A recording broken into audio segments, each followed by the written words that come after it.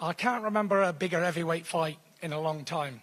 Maybe Lennox Lewis versus Mike Tyson was the last big fight like this. That was the last US-UK showdown. Deontay Wilder took a bit of my advice on his dress sense, I can see. He's looking well, smart. And that's it really, you know. There's not much I can say. And for the first time in my boxing career, I don't need to sell this fight. People know what they're going to get. It says exactly what it says on the tin. You're going to get a good fight. Deontay Wilder hasn't been returning my calls or messages or texts since I beat him last time. Yeah. He's trying to keep his distance. He didn't want to do press conferences with me. He didn't want to be around me in case I got into his head. You know, all this getting into people's heads, I think it's a lot of anyway, to be fair. It's like, I'm living in his head rent-free and all that. You've heard it all before, but, you know, at the end of the day, it's just talk. Sticks and stones break your bones. Names will never hurt you. It doesn't really matter what I say or what Wilder says. It all matters what happens on the night, February 22nd. And what's going to happen on that night is I'm going to get what I won last time. I'm going to get that green belt. I'm also going to get the Ring magazine.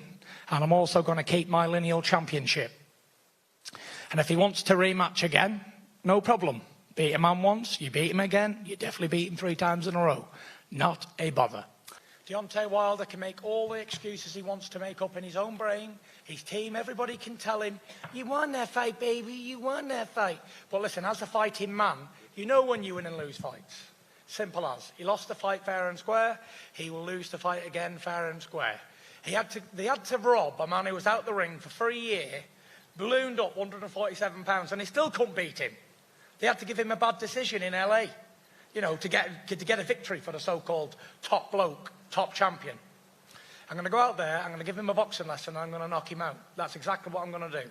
Why did I bring Sugar Hill in? Because I wanted to. Why do I keep switching trainers? Because I want to.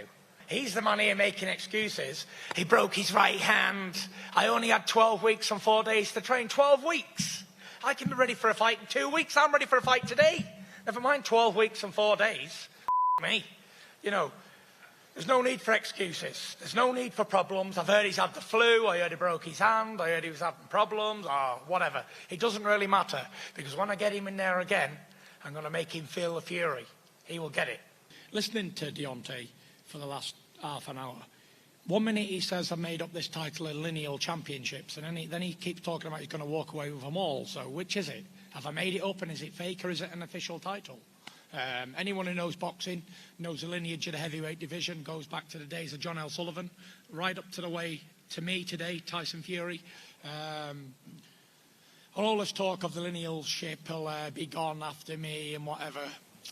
If he beats me, he'll be beating the lineal heavyweight champion of the world, which means he's the best of his era. And every era there's the best, and I'm the current best lineal champion of my era. And that's what this little skinny-legged super noodle will have to do, nail me to the canvas. And if he can't do that, I'm going to eat him up. This time is going to be different. He thinks I'm going to come out irking and jerking, as Eddie Hearn says. Everyone's took that style now, the irky-jerky style of Tyson Fury. He made it famous. I'm not looking for irky-jerky. I want him to meet me dead in the centre of the ring. Let's have a slugfest. Best man stands up, loser goes down. I got 20 knockouts out of 29 wins. He knows he was rocked 3 or 4 times in that fight, but I never had the gas to finish him. I'll be honest and truthful. I didn't have the gas after the layoff, after all the weight loss. I never had the gas to put my foot down. This time I can turn that screwdriver until he's gone.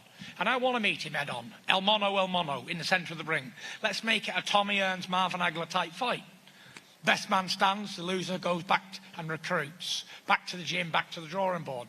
I'll meet you, Deontay, in the middle of the ring, 22nd of February. I won't be running. You won't have to look anywhere for me. Just watch out for the right hands, because you're going to sleep in 2 rounds. 2 rounds, he's going down.